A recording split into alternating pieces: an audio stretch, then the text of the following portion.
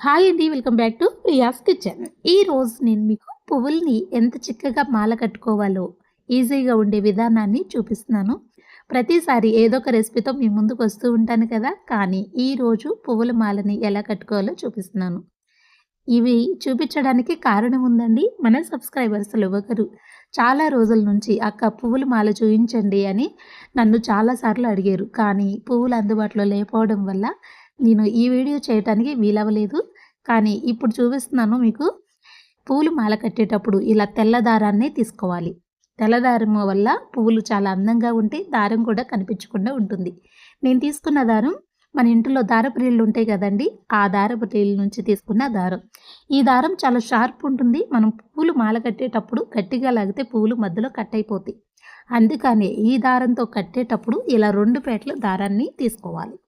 చూడండి, ముందు తీసుకున్న పువ్వుల్ని ఇలా మెలిక వేసి చక్కగా ఇలా గట్టిగా ఒక్కసారి లాగాలి. తర్వాత ఇలా ఏళ్ల మధ్యన పువ్వుల నుంచి 2 వైపులా 3 కనకంబరాలు గనక మీరు పెట్టారు అంటే మాల ఒత్తుగా వస్తుంది. కనకంబరాలు ఇలా సెట్ చేసేటప్పుడు తొడుములు ఉన్నాయి కదా, వాటిని కాస్త ఎడంగా పెట్టారు అంటే మాల కూడా కాస్త లావుగా అనిపిస్తుంది.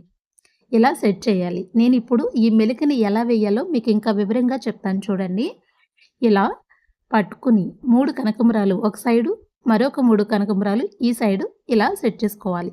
తర్వాత ఈ దారాన్ని తీసుకుని ఇలా కింద నుంచి ఒక మెలిక వేయాలి.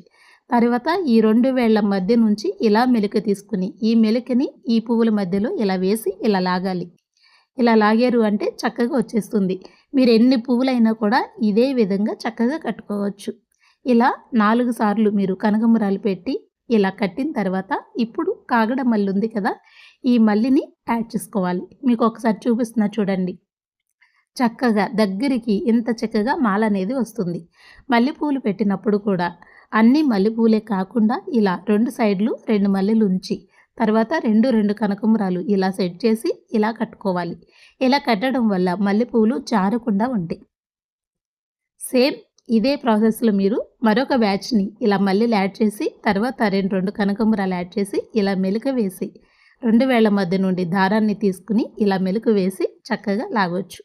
పువ్వుల మాల మీకు చిక్కగా అందంగా రావాలి అంటే దారం మనం కుడి చేతితో లాగుతాం కదా, కానీ ఎడం చేతిలో ఉన్న పువ్వులను కూడా గుత్తంగా దగ్గరికి పట్టుకోవాలి. అలా పట్టుకుంటేనే మీకు మాల అనేది దగ్గరగా వస్తుంది, సాగకుండా ఉంటుంది. ఎన్ని పువ్వులైనా చాలా ఈజీగా నిమిషాల్లోనే మీరు మాలని రెడీ చేసుకోవచ్చు. ఇలా దారం కట్ చేసి ఈ మాలని మీకు చూపిస్తున్నా చూడండి. దగ్గరగా ఎన్ని పువ్వులైనా నిమిషాల్లోనే ఇలా మీరు చక్కగా మాలను కట్టేసేయవచ్చు. ఫంక్షన్ ఏదైనా పువ్వులు ఇచ్చే అంత నిండుదనం మనం ఎంత అలంకరించుకున్నా కూడా ఎందులో కూడా రాదు. పువ్వులు పెట్టుకోవడం వల్ల చాలా మంచిదండి. తలలో ఉన్న వేడి మొత్తాన్ని ఈ పువ్వులు తీసేసుకుంటే దానివల్ల హెడేక్ రాకుండా ఉంటుంది. అందులోనూ కనకంబరాలు పెట్టుకుంటే లైట్ వెయిట్లో ఉంటాయి, తల కూడా చిక్కు పడకుండా ఉంటుంది. ఈసారి మాల కట్టేటప్పుడు ఇలా ఒకసారి ట్రై చేయండి. మన కనకాంబరాల మాల మీకు ఎలా అనిపించిందో తెలియచేయండి. Thank you.